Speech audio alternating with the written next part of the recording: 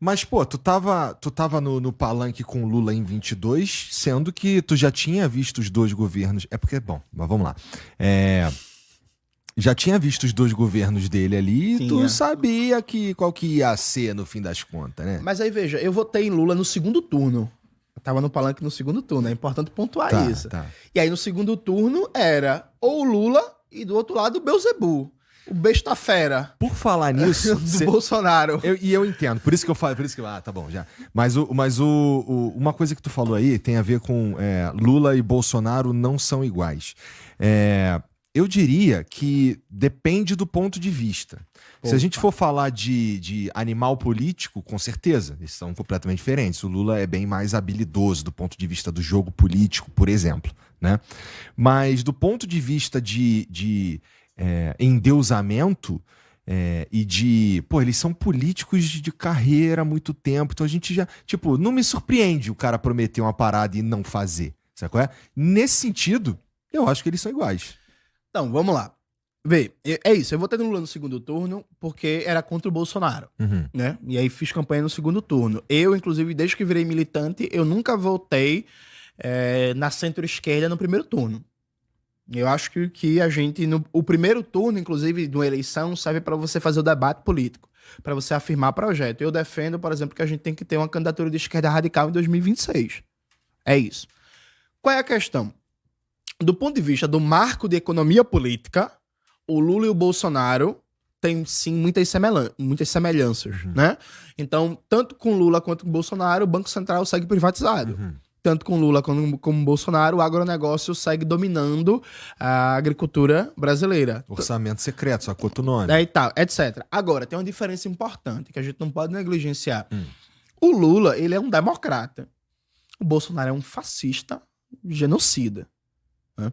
Veja, eu costumo nas minhas palestras e tal, especialmente em espaços um pouco menos politizados, que a galera tá menos acostumada com debate político, eu sempre dou um exemplo para entender o que é o Bolsonaro.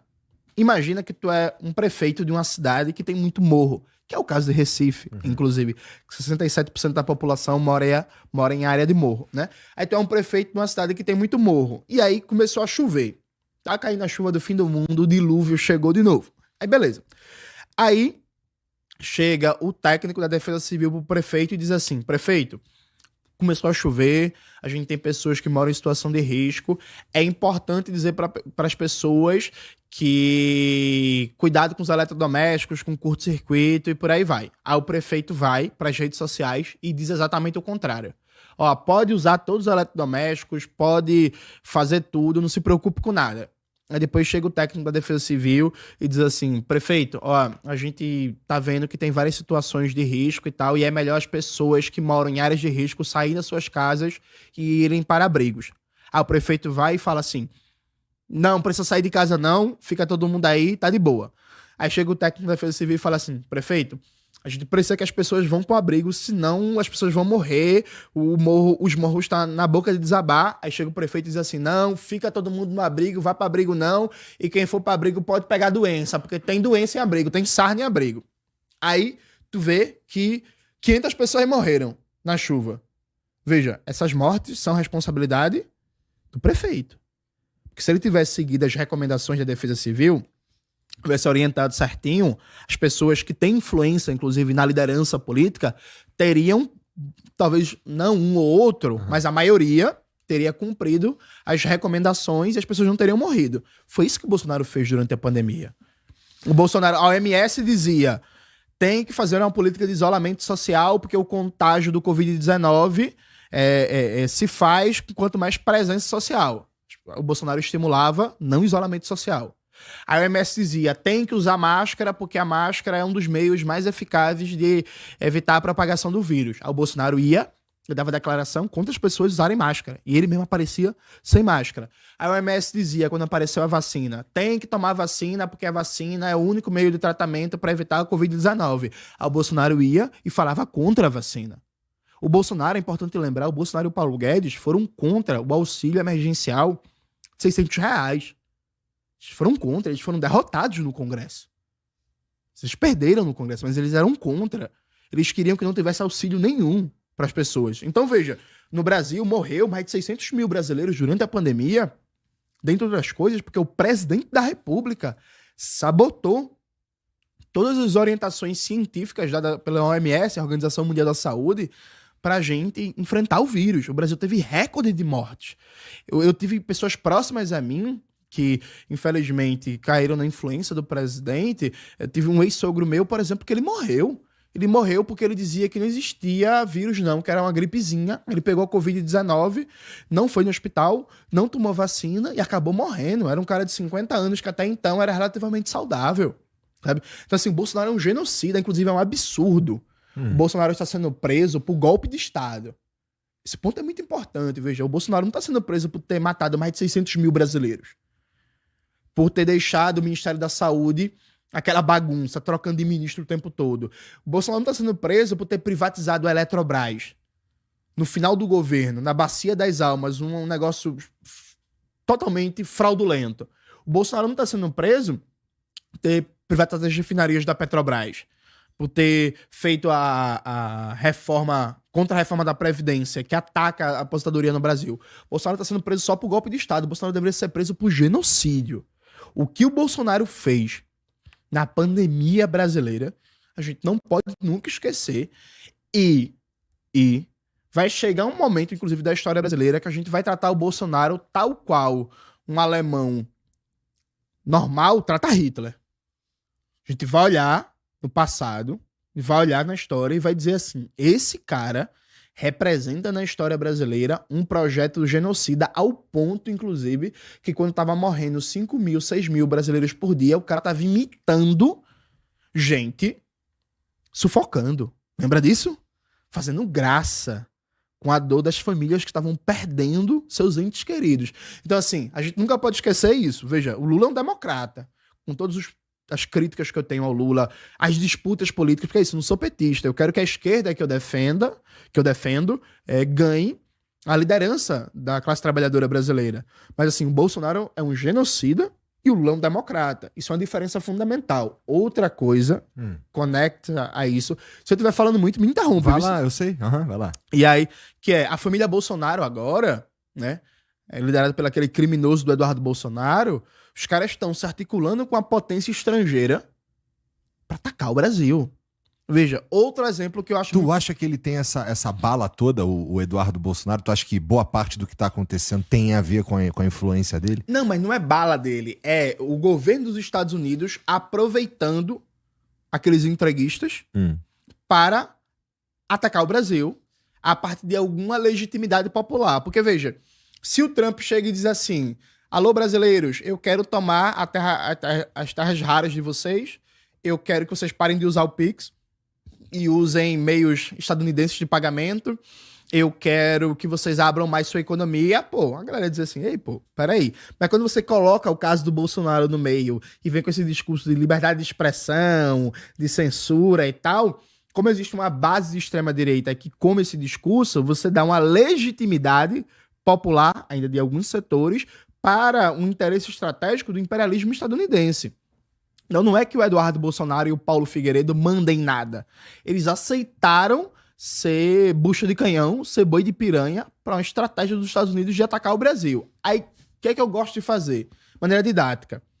Gente, se fosse nos Estados Unidos, isso poderia acontecer? Assim, poderia acontecer um grupo político dos Estados Unidos articular com a China e fazer campanha para a China atacar os Estados Unidos? Não. Ele seria caçado, seria preso e provavelmente fuzilado. Pena de morte. Né? Cadeira elétrica e as porra. Vamos pensar o contrário. Se fosse na China, poderia um grupo de deputados da Assembleia Nacional do Povo articular com o governo dos Estados Unidos para atacar a China? Isso pode acontecer? Não. Eles seriam caçados, presos e provavelmente também fuzilados. Então, assim, se não pode acontecer nos Estados Unidos, se não pode acontecer na China, por que pode acontecer no Brasil? A gente é mais feio, velho? Como é que é isso, assim, velho? Entendeu? Então, assim, a família Bolsonaro, eles estão praticando um crime contra o Brasil. E aí, esse povo tem vergonha, não tem nem vergonha na cara de se dizer patriota. O Eduardo Bolsonaro, ele deveria ser preso. Paulo Figueiredo também, ele deveria começar a perder o mandato de deputado, eles deveriam ser presos, e aí, muito concretamente, para mim, todo deputado que defender a aplicação da lei Magnitsky no Brasil deveria perder o mandato. Porque o cara tá defendendo uma potência estrangeira atacar o seu país, é isso mesmo? Eu tô defendendo que uma potência estrangeira, e no documento do Trump tá muito claro. O Trump, por exemplo, ataca o Pix brasileiro. Por que o Trump ataca o Pix? Porque como o Pix é um aplicativo nacional brasileiro, os dados de transação financeira, cada vez que a gente usa o Pix, não tá ficando com a Meta, não tá ficando com o Google. Então, se a gente usasse, por exemplo, o WhatsApp Play ou o Google Play, cada vez que a gente fizesse uma transação financeira, esses dados iam ficar com as Big Techs dos Estados Unidos.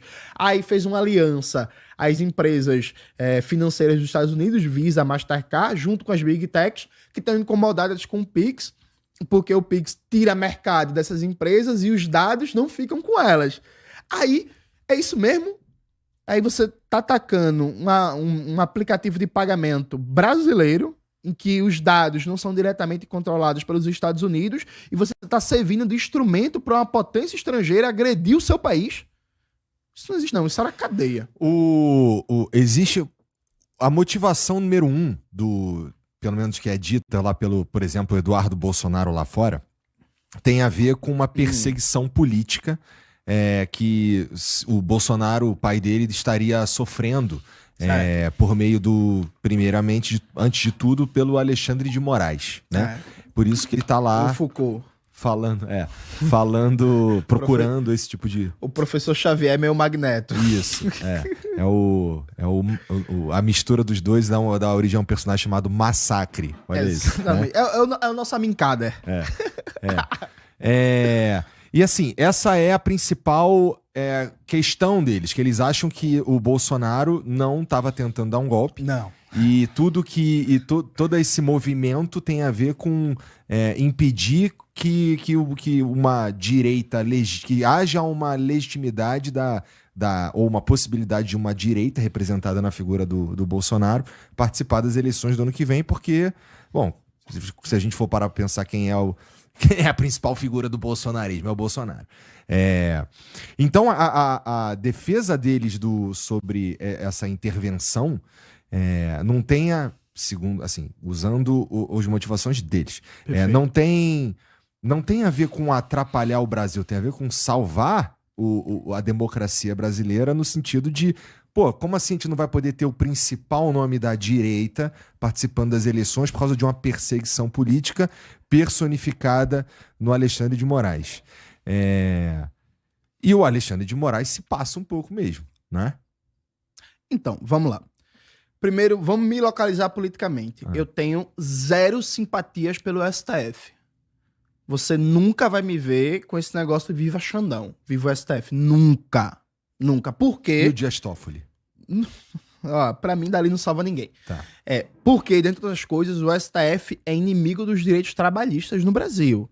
Então, por exemplo, as enfermeiras, técnicas, auxiliares de enfermagem do Brasil inteiro lembram o que o STF fez com o piso da enfermagem em 2023. Inclusive, o senhor Barroso atacou o piso da enfermagem. O STF está, nesse momento, liderado pelo Gilmar Mendes, querendo aprovar a pejotização universal para, na prática, acabar direitos trabalhistas no Brasil. O STF, inclusive, deu cobertura jurídica para todos os atos econômicos do governo Bolsonaro. Durante o governo Bolsonaro, eles estavam com dificuldades de aprovar as privatizações no Congresso. Sabe o que foi que o STF disse?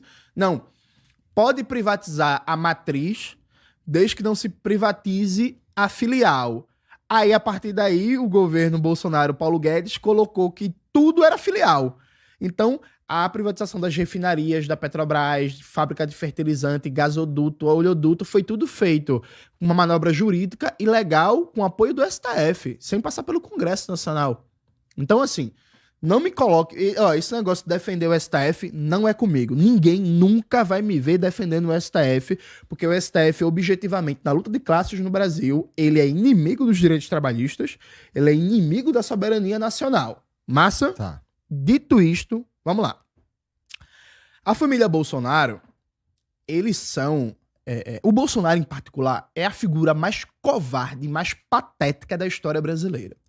E olha que tem muita concorrência, porque na história brasileira a gente já teve um Jânio Quadros, a gente já teve um Eurico Gaspar Dutra, um Carlos Lacerda. Por quê?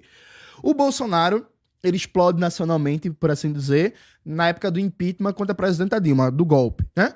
E que ele faz um discurso pela memória do coronel Carlos Alberto Brilhante Ustra, o terror de Dilma Rousseff. Quem era Brilhante Ustra? Era um torturador da ditadura empresarial militar, que, dentre outras coisas, colocava ratos na vagina de mulheres que estavam sendo torturadas. Violência sexual, assassinato e por aí vai. O Eduardo Bolsonaro tem várias fotos dele com o rosto do Brilhante Ustra, né? Várias fotos do Eduardo Bolsonaro, daqueles imbecis do MBL, Kim Kataguiri e Companhia Limitada, cheio de arma na mão. Então os caras aparecem com um discurso: viva a ditadura militar, viva a Brilhante Ustra, viva os torturadores. Peraí, pô, tu não tá defendendo ditadura? Tá defendendo torturador? Tu tá reclamando de prisão domiciliar? Peraí, sabe? Os caras não se respeitam. Primeira coisa, tu não é um cavalo do cão? Tu não é o fã de Brilhante Ustra? É isso aí que é ditadura? Os caras dão entrevista todo dia, os caras estão com mandato, os caras estão fazendo campanha de Pix, arrecadando 18, 20 milhões, os caras estão saindo pra lá e pra cá, estão pintando e bordando, estão causando algazarra no Congresso. Isso é ditadura? Isso por um lado. Por outro lado, veja, eu acabei de dizer os crimes que o Bolsonaro praticou durante a pandemia. O Bolsonaro deveria ser preso por genocídio. O golpe de Estado foi claro. Ô, gente, o Bolsonaro tentou dar um golpe de Estado.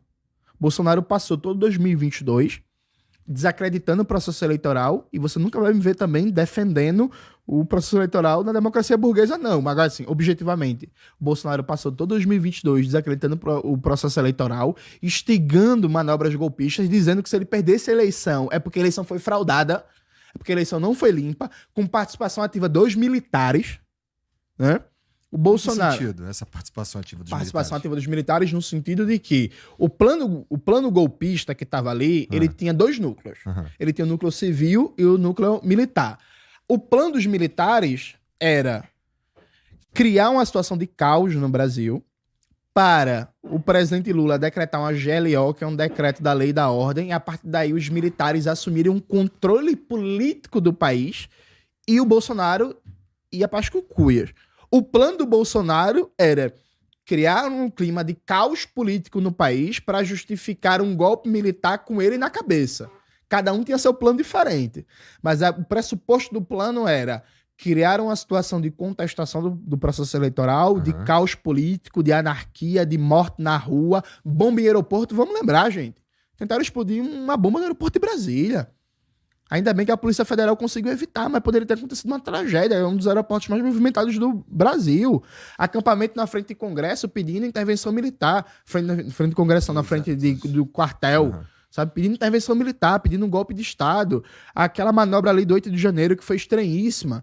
Muito dinheiro, né, do agronegócio, muito financiamento, policiamento em Brasília liberou, foi tudo aberto e por aí vai. Então, veja, o Bolsonaro ele não é perseguido pelo Alexandre de Moraes. Aliado a isso, eu acho curioso. Sobre o golpe, rapidinho.